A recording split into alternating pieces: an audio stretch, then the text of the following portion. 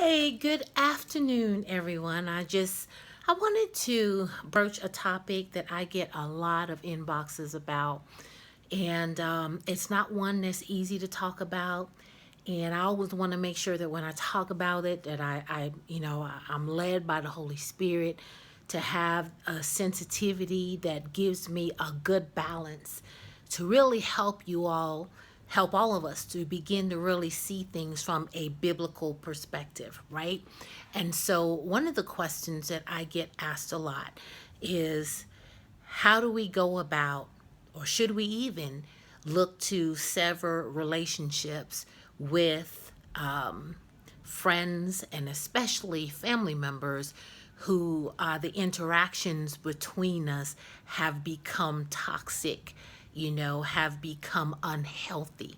And I want to start off by saying, we have to remember at all times, that ultimately, as a Christian, the goal is for us to become more like Jesus.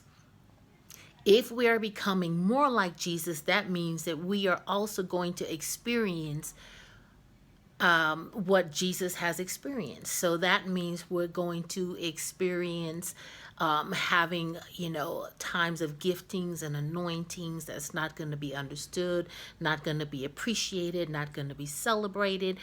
People are going to reject you. People are going to misunderstand you. People are going to lie on you. People are going to mistreat you. So all I'm saying, beloved, is, as we are becoming more like Jesus, your mindset should be that the attacks, the lack of appreciation, all of that should increase the more we become like Christ.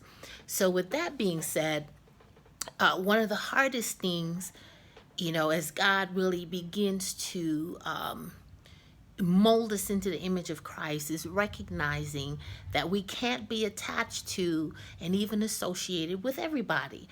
We get this because there are, we talk about it all the time.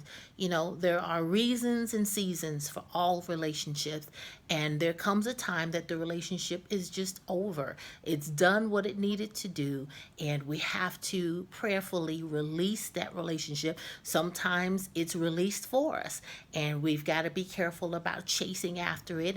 And if it's died, we need to be careful of trying to resuscitate something that God has allowed to become deceased in our lives. Well, here's the hard thing. A lot of times, the relationships that change and shift are family relationships. Why? Because oftentimes family members, because they are so close to us, they are the hardest sell, if you will. Sometimes they will not see you past your last mistake.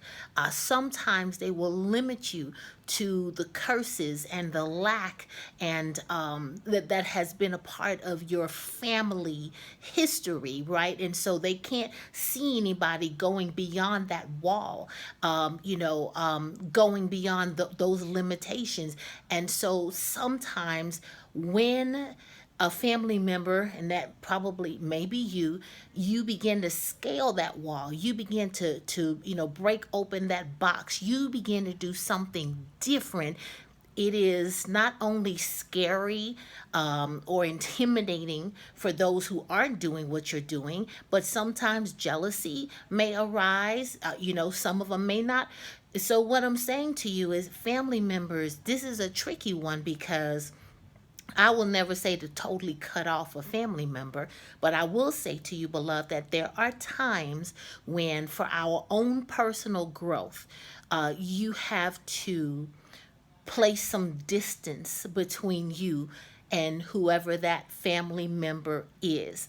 It's hard, but I do believe that when we allow that time, that space, those boundaries to be in existence, and by the way, the boundaries are not for them, it's for you, for what you decide you will not participate in. But when you put those things into place, it is to allow yourself time to heal, time to grow, time to strengthen, so that when the opportunity comes to reattach yourself, to re-engage, to get close to that family member again, you will be stronger, you will be wiser. Your faith, you understand what I'm saying? Your spiritual health, you'll be able to handle that. But until that happens, you are in a vulnerable state. You're trying to do what God is telling you to do, and their activities, their words, their behavior,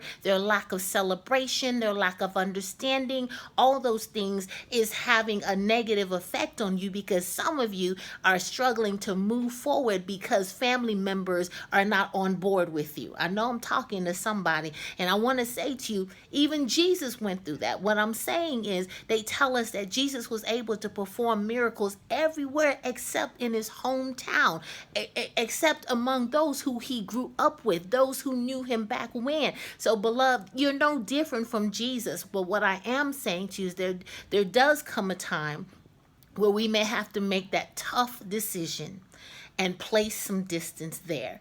I do believe, for the most part, that it's not a permanent thing, but if we will temporarily take our hands off of the situation, off of the relationship, stop trying to make it what we want it to be, stop trying to get them to respond the way we want them to, it gives God an opportunity to do what only he can do when we step out of the way. I pray to the Lord that this is ministering to somebody today. Some of you right now, you are too busy trying to be a people pleaser. You're too busy, and you are subjecting yourself to an atmosphere, to a relationship that is toxic, that has rejection all over it, that has a lack of celebration all over it. So I pray that this, I'm looking at the time. Yeah, I don't want this video to be too long, but I pray this helps somebody to understand that when any relationship, family, friends, regardless, any relationship that is pulling you away from your purpose and destiny, that is a hindrance to you becoming the man or woman that God has called you to be, it either needs to be cut off, or there needs to be some distance placed between you and that individual, at least for now. I pray this helps somebody. And I want to say that if you are one that you are dealing with a spirit of rejection or abandonment, and a lot of this often starts with parents or grandparents or whoever raised us, just never fully caused us to feel like we were wanted and loved and appreciated, and they're still to this day saying things that they're trying to limit who you are trying to become, then you want to join our Overcoming Rejection workshop that's happening on August 25th. It's a Saturday